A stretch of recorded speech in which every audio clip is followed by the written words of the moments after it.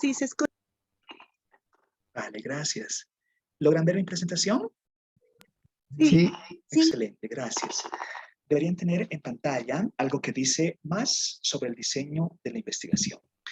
Y acá de los terraplanistas y esa mirada de la contraposición teórica, no voy a dejar, estoy apuntándolo, el tema de la falsabilidad con una explicación práctica que me solicitó Félix y dejo ahí pendiente porque voy a mostrar en práctica cómo se hace la falsabilidad en investigación científica bajo el enfoque cuantitativo cuando les muestre el planteamiento de la hipótesis que brinda una respuesta provisional a la pregunta de investigación y luego esa respuesta provisional al ser contrastada con datos, con evidencia empírica, va a generar la falsabilidad del planteamiento que relaciona la investigación, ¿ya? Entonces, voy a volver sobre el punto y ahí se va a comprender mucho mejor lo que estoy refiriendo por ahora. Solamente quiero que me comprendan de la explicación anterior que decía que la teoría es el sustento para la investigación bajo enfoque cuantitativo. Existe un marco teórico que brinda la argumentación y que las teorías es una explicación convincente de la realidad.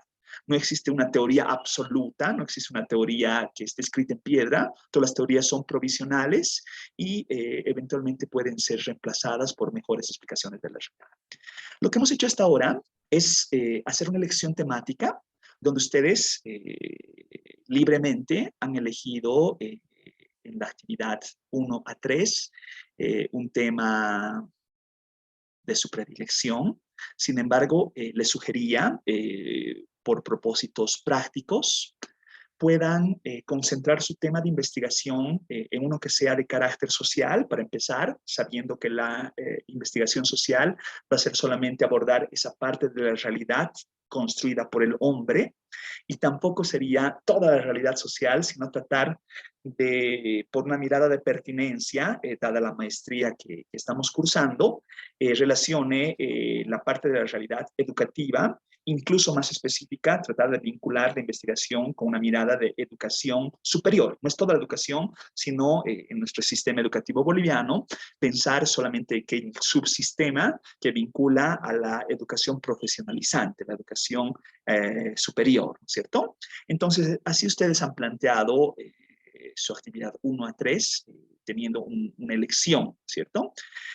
Para la elección, en muchos casos, uno también tiene que verificar paralelamente la factibilidad de contar con datos o poder relevar datos de fuente primaria.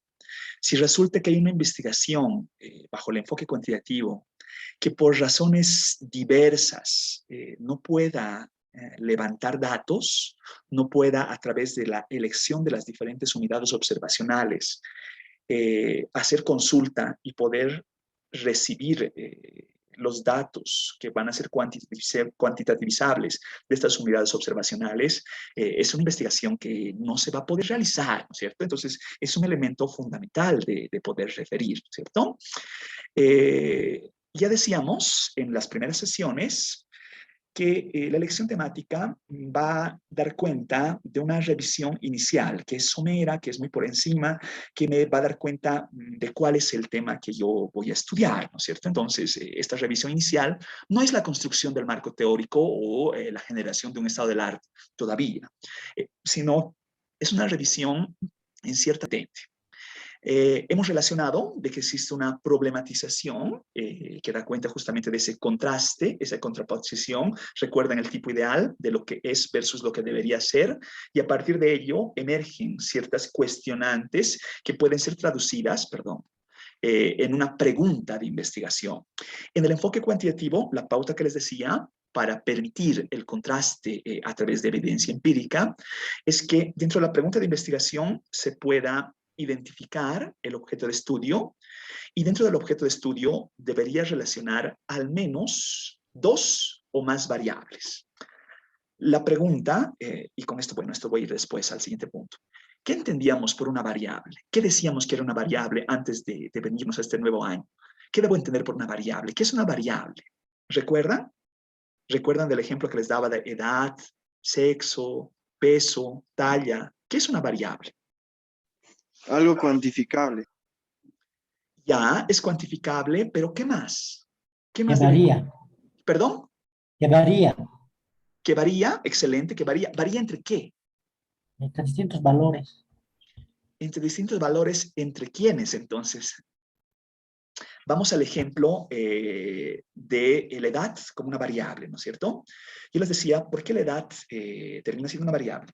En estos momentos tenemos 21 participantes en esta videograbación, ¿no es cierto? Entonces, en sí mismo es una unidad observacional. Entonces, si yo pregunto a cada unidad observacional su edad, cuántos años tiene, cada una de las unidades observacionales va a arrojar un resultado distinto.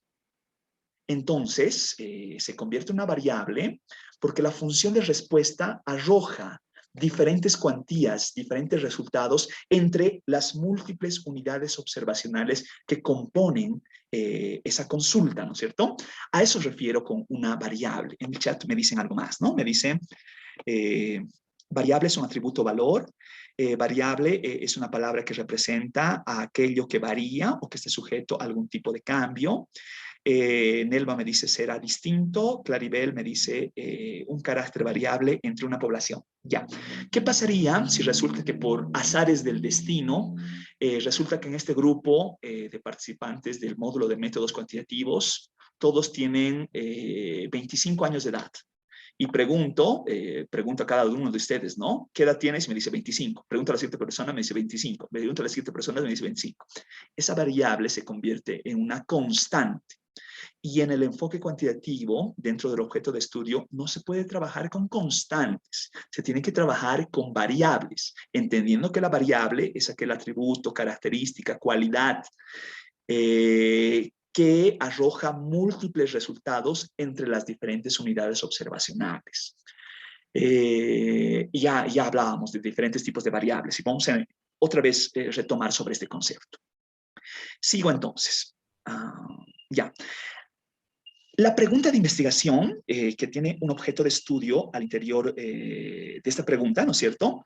Si bien relaciona al menos un par de variables, para su especificación también debe relacionar límites temporales, es decir, un tiempo, digamos, hoy a 2022, el primer trimestre de 2022, en el último año, el primer semestre de 2021, el último lustro, la última década, de tanto a tanto, de tal año a tal año, ¿no es cierto? O límites espaciales, de decir, el fenómeno de estudio, no sé, estudiar la deserción de los estudiantes universitarios de la carrera de psicología de la Universidad Mayor de San Andrés en el año 2019, por decir algo, ¿no?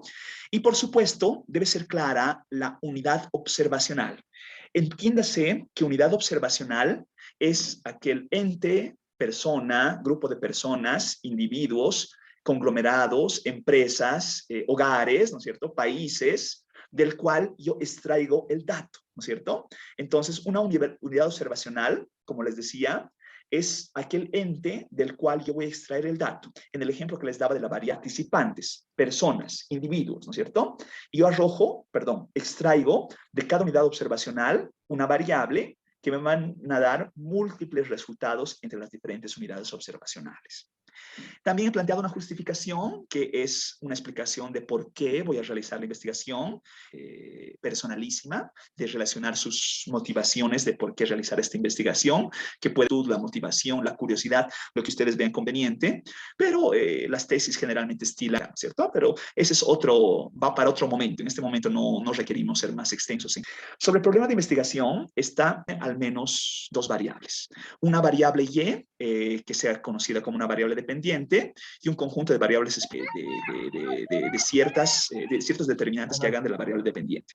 Asimismo, se piensa que la relación entre la variable dependiente y la variable explicativa no es expedita, porque existen variables inobservables que no son cuantificables dentro de esta lógica de identidad entre variable explicativa y variable dependiente y variables explicativas.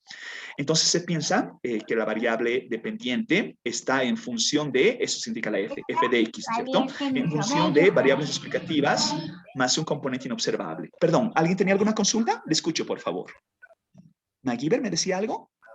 Me interrumpen nomás cualquier momento, por favor. Me interrumpen, por favor, cuando surja algo, ¿no? Recuerdan nuestro ejemplo del tema de las relaciones extramatrimoniales, ¿no es cierto? Si uno busca plantear una investigación científica bajo el tema de las relaciones extramatrimoniales, debería plantear la investigación científica como una pregunta cuyo objeto de estudio vincule al menos dos variables. Y esto lo voy a explicar más adelante, es decir, que no exista, que la relación entre las variables explicativas y lo inobservable sea nula, realmente no exista una contraposición entre lo desconocido versus la explicación que existe para la variable dependiente. Todavía no voy a entrar en esta explicación de qué significa el y entre paréntesis x, e, porque vamos a ver con datos.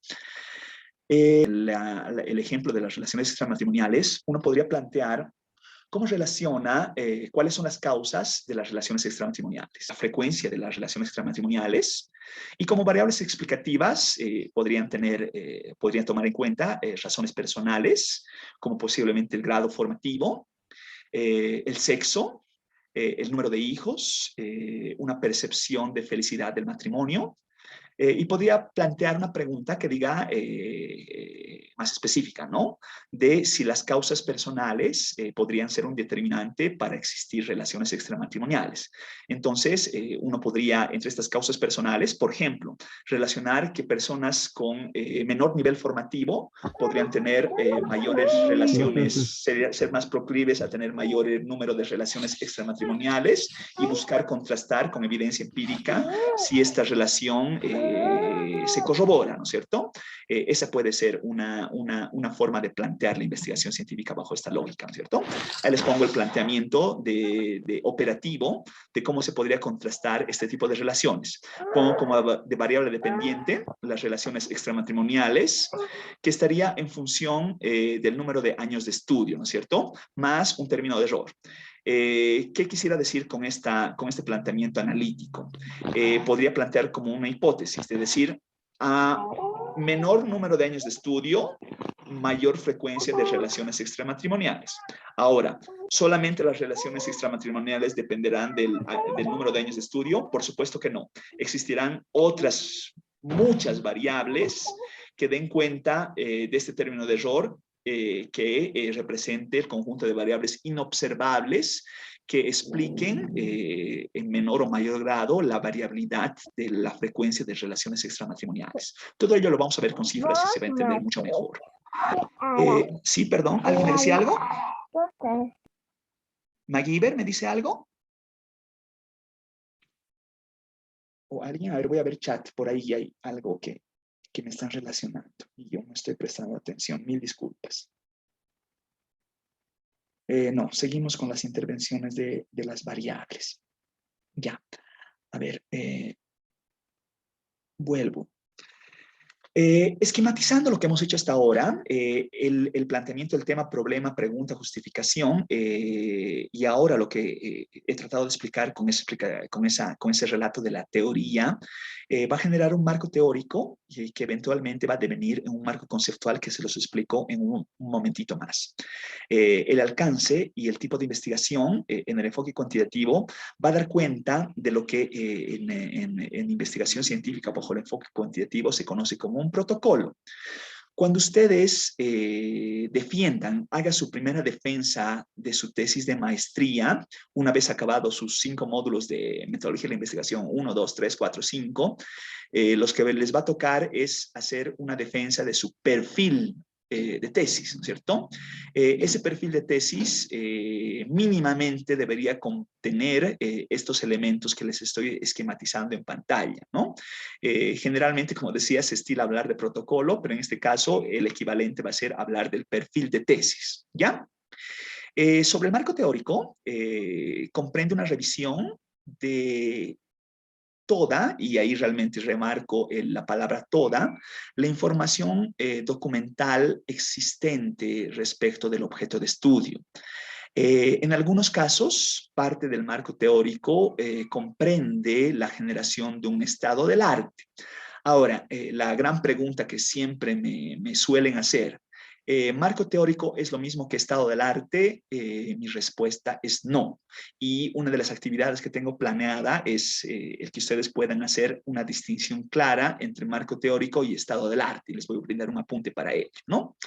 Se dice que cuando uno quiere revisar bibliografía vinculada al objeto de estudio de la temática que corresponda, autores como el señor Michael Quinn Patton sugieren de que uno debería dedicar al menos unos 3 meses de lectura para compilar, buscar bibliografía vinculada, darse el tiempo de leer la misma, analizarla y sobre eso construir un referente teórico que me permita una mayor comprensión de mi objeto de estudio, ¿no es cierto? Esta revisión no es una revisión como leer novelas, digamos, es una revisión sistemática que propicia referentes en sentidos amplios, para permitir una relación contextual de la temática que yo voy a abordar. Por tanto, se sugiere hacer no una búsqueda genérica, sino más bien procurar una búsqueda especializada del objeto de estudio, ¿no? Recuerdan que les decía, cuando uno empieza a empaparse del tema que uno va a investigar, el primer referente que uno busca es el Google abierto, ¿cierto? Pero el Google abierto arroja como resultados una gran amplitud en su búsqueda, ¿no es cierto? Videos, notas de prensa, trabajos inconclusos, no comprobados, tesis, monografías, amplio. Por eso es que uno puede pasar a un filtro del Google académico, el Google Scholar, donde la gestión de búsqueda va a arrojar resultados de solamente investigación de corte científico, ¿no es cierto? Trátese de tesis, trátese de artículos científicos, papers, ¿no es cierto?, que vinculen al objeto de estudio. En esta búsqueda de bibliografía especializada, es de libre accesibilidad, los open source, ¿no es cierto?, que uno no tiene que pagar para poder acceder a ellos. Y por supuesto existen otros que son de más difícil acceso, ¿no es cierto? Revistas especializadas, por ejemplo, JSTOR, requieren de una suscripción, ¿no es cierto?, que no siempre es costeable para todos los investigadores, ¿no es cierto? Entonces, yo no me iría tanto a buscar las investigaciones que son de difícil acceso por el tema monetario, sino más bien pensar de que en el buscador libre abunda la bibliografía que nos pueda hacer conocer mejor sobre la investigación que estamos procurando, ¿cierto? La pregunta es, cuando uno va a hacer una primera búsqueda para construir este marco teórico como referente de mi investigación, el enfoque cognitivo, piensen, ¿no?, que uno está tratando sobre educación a distancia, un blended learning en educación superior para la carrera de medicina. Me estoy inventando, ¿ya? La pregunta es, ¿y entro al Google Scholar o puedo entrar a gestores de búsqueda especializada? ¿Qué busco? ¿Qué debo buscar? ¿Qué debo buscar en estas investigaciones? ¿Qué ustedes buscan en estas investigaciones? ¿Qué suelen buscar?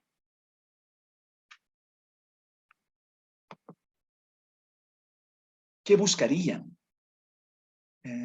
Solángel me dice, es mejor buscar en el Google académico.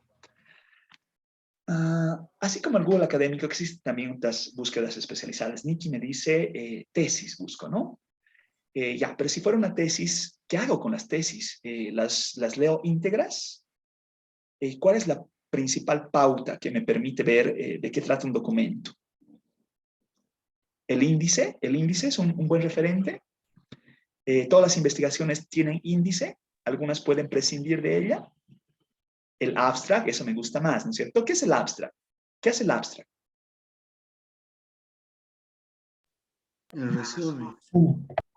Es una síntesis, es un resumen, como dice Nelva, ¿no es cierto? Es un resumen, excelente.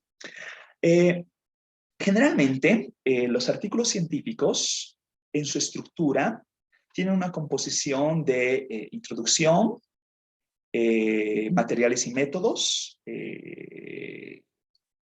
una parte de resultados, los principales hallazgos, y finalmente una parte concluyente. El abstract replica estas mismas partes, pero en un párrafo que no debe exceder las 200, 300 palabras según la revista, ¿no es cierto?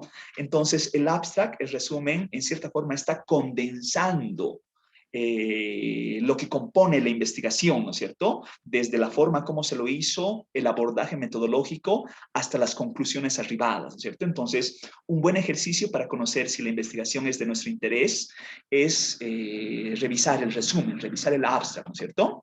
Generalmente, lo que busco en esta literatura especializada es algunas conceptualizaciones vinculadas. Posiblemente puedo tratar de hallar algunas orientaciones para el análisis. Si existen algunas hipótesis alternativas, algunas respuestas a mi pregunta de investigación que yo pretendo. Y con ello voy a buscar sistematizar la búsqueda con ayuda computacional. A ver, yo les pregunto a ustedes. Creo que ya he hecho esta pregunta antes, pero ustedes me la relacionan de mejor forma. Piensen que yo entro al Google Scholar, como sugería Sol Ángel, y me descargo, no sé, busco las palabras claves que traiga mi investigación. Pensemos en este caso Blended Learning en educación superior, me estoy inventando, ¿ya? Y resulta que el Google Scholar me arroja un montón de resultados, ¿no es cierto? Y voy haciendo esta pesquisa de ver el resumen y veo, este me interesa, este no, este me interesa, este no, y logro cernir a unos 30, 40 PDFs, no sé, no importa el número, sino que realmente me agarro de un buen número de investigaciones que me permitan comprender mejor mi objeto de estudio. La pregunta que les hago a ustedes, ¿cuál es el paso siguiente? Después de eso, ¿qué hago?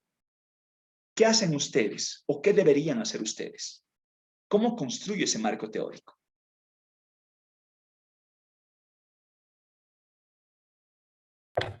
Se seleccionan las palabras claves ¿Ya? ¿Y?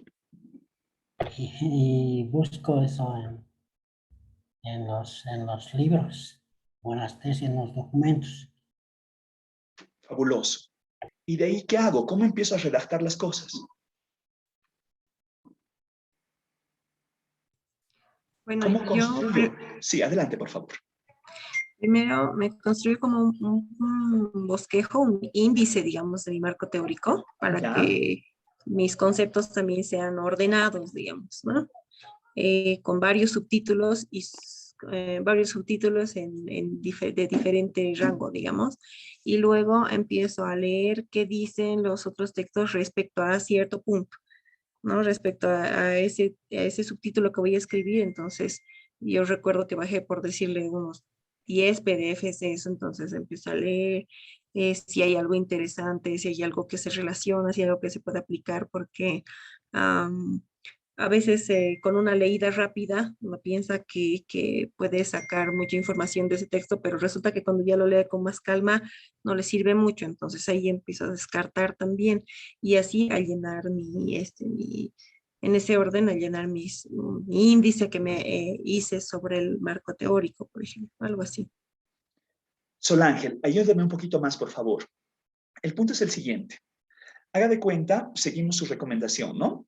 Usted se arma como una especie de índice, pensemos un esqueleto, donde dice marco teórico Así es, y va generando como que unos subtítulos exacto. los cuales usted puede ir alimentando a través de la lectura de los PDFs que ha seleccionado, ¿no es cierto? Hasta ahí estamos bien. Ajá, Mi punto ajá. es, piense que usted hace su búsqueda, tiene sus 50 PDF, 50 Words, lo que corresponda, y luego, ¿cómo hace el tema de seleccionar la parte que le interesa del documento, del PDF, y luego la lleva hacia el esqueleto, cómo va alimentando el esqueleto que usted tiene? ¿Cómo hace ese paso? Primero, del documento en PDF, digamos que he descargado, ¿Sí? leo un poco el resumen o la problemática, digamos, para ver si tiene relación. Tal vez va a hablar de la misma cosa, pero respecto a otro problema, ¿no? Y a veces me voy a las conclusiones para ver si lo que han concluido se relaciona con lo que quiero hablar. Y después de ver así estas cosas bien puntuales, recién me animo a leer su marco teórico, digamos. A veces no completo, ¿no? Si voy leyendo y no tiene no tiene mucha relación, entonces a veces paso al siguiente. Le comprendo, Sol Ángel. Mi punto es el siguiente. Piense que usted va leyendo y resulta que selecciona una parte del texto que le parece interesante y va nutriendo el esqueleto que usted ha esquematizado, ¿no es cierto? Entonces, cuando usted traslada, hace un copia-pega, pensemos, un copia del PDF y lo pega en su Word, donde esté esquematizado estos títulos y subtítulos. Luego tiene que referenciarlo, ¿no es cierto? Tiene que decir fuente, ¿no es cierto? Y va dando cuenta, no sé, según el formato, pensemos un APA séptima edición, de si es una cita parafraseada, no sé, pues si es textual, si resulta que, bueno, y hay ciertas convenciones, ¿no es cierto?, que permiten hacer esta cuenta. A ver, para explicar un poco este proceso.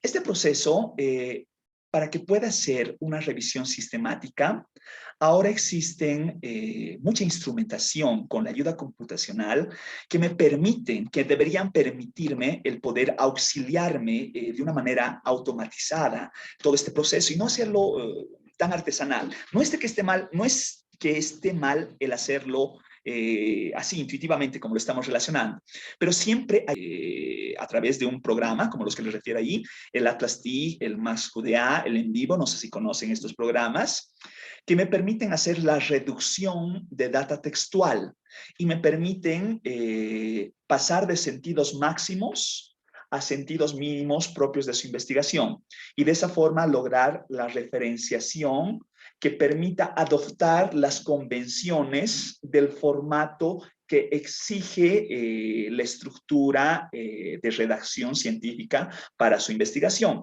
¿Qué quiero decir con esto? Si están hablando de su tesis de maestría del CEPIES, el CEPIES les va a exigir adoptar una convención de un APA séptima edición, ¿no es cierto? Entonces, debe referenciarse de manera apropiada y la forma de hacer ello es copia-pega o utilizar esta referenciación apoyada en softwares que permitan hacer este proceso mucho más amigable.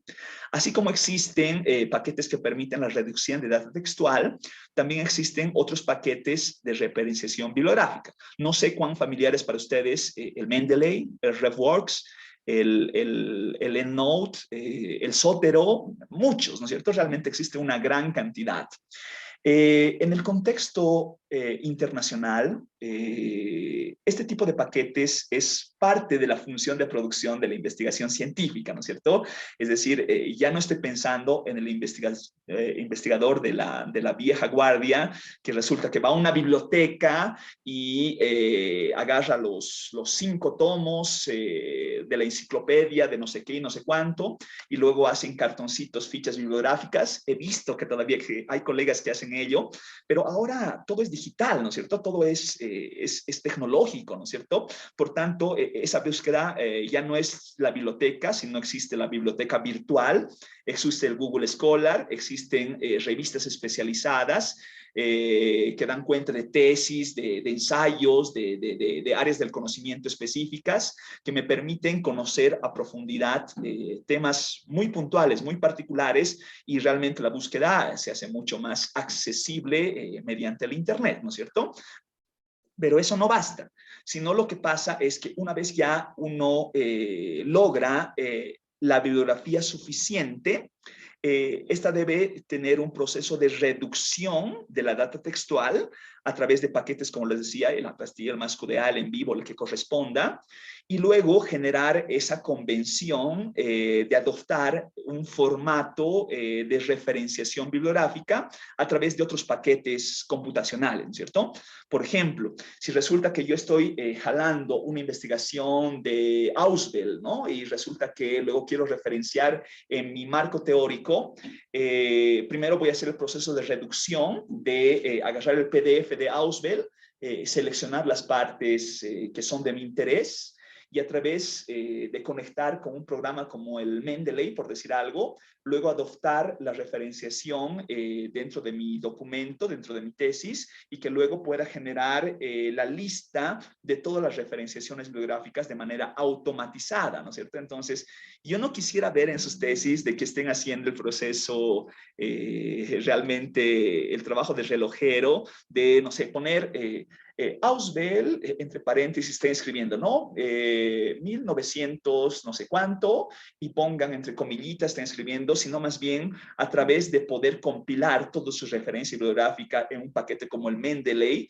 luego eventualmente tengan que automatizar con una tecla y automáticamente me aparezcan todas las referencias bibliográficas de los PDFs que están citando dentro de su documento sin tener que hacer un proceso que sea moroso, sea realmente engorroso y susceptible de tener errores, ¿no es cierto? Entonces, por favor, sería bueno que ustedes puedan acogerse a este tipo de instrumentación que permite un mejor manejo de la función de producción de la investigación científica.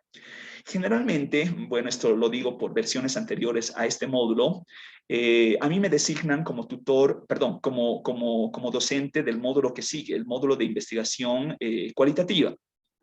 Entonces, así como vamos a usar en este de investigación cuantitativa el SPSS, yo estilo en el módulo de investigación cualitativa a enseñarles a manejar estos paquetes, ¿no es cierto? Entonces, pensemos que yo no soy su docente, les sugeriría que exijan al docente que viene,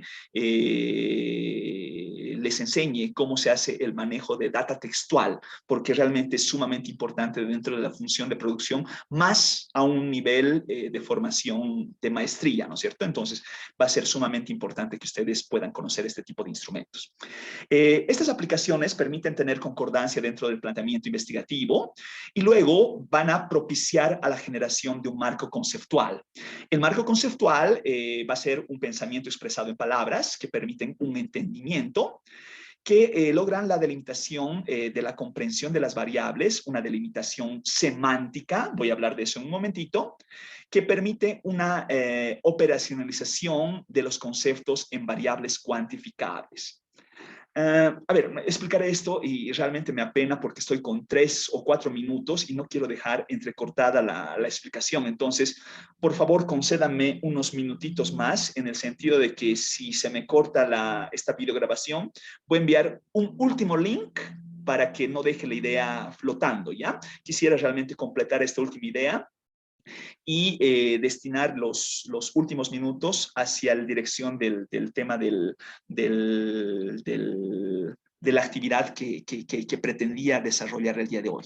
Sol Ángel me decía algo, ¿no? Me decía, el Microsoft Word tiene una pestaña de referencias con la cual se puede administrar bibliografía. Ya, sé lo que hace el Word, ¿no es cierto? Y el Word no es un paquete de referencias bibliográficas. Lo que hace el Word es, otra vez, artesanalmente llenar las referencias de un documento y uno pone manualmente lo que trae consigo ese documento y luego puede conectarlo mientras uno va a realizar, digamos, una cita parentética, digamos, me estoy inventando, y resulta que ahí pone en el formato APA séptima edición y luego me permite el listado. Eso está bien, es una parte del proceso.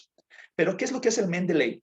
El Mendeley genera un plugin dentro del Word que lo que hace es el Mendeley compilar los 50 PDFs y luego estos 50 PDFs jalarlos automáticamente al Word y generar la referenciación bibliográfica automáticamente, sin necesidad de que ustedes en el Word tengan que meter palabra a palabra, autor, año, editorial, no sé, todos esos datos no tienen que ser metidos de manera manual, sino tienen que ser jalados automáticamente de un programa de referenciación bibliográfica, ¿no es cierto? Entonces, ese es el componente que desearía que ustedes puedan utilizar en el desarrollo de sus investigaciones, ¿ya? Vamos a hablar de esto un poco más extenso.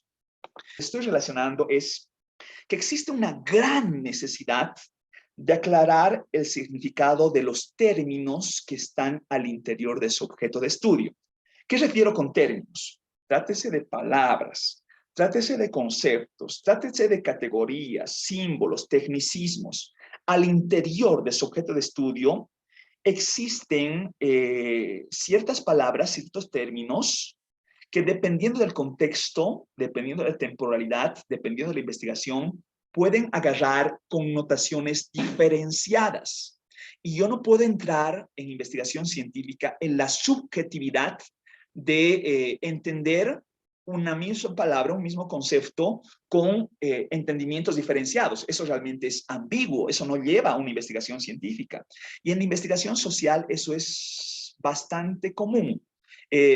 Distinto de la investigación, esto lo hemos hablado en la última sesión, ¿no? La investigación en ciencias naturales claramente dice agua H2O, claro, ¿no es cierto? La investigación social demarca conceptos diferenciados dependiendo de la realidad que uno esté analizando. Por ejemplo, si uno dice la palabra pobreza, pobreza puede ser entendida desde una mirada de dinero, de una mirada de pobreza de valores, pobreza espiritual. Bueno, ¿cuál es la comprensión que trae una investigación sobre pobreza? Y así con cualquier concepto. Aborto, educación, no sé, virtualidad, todos esos conceptos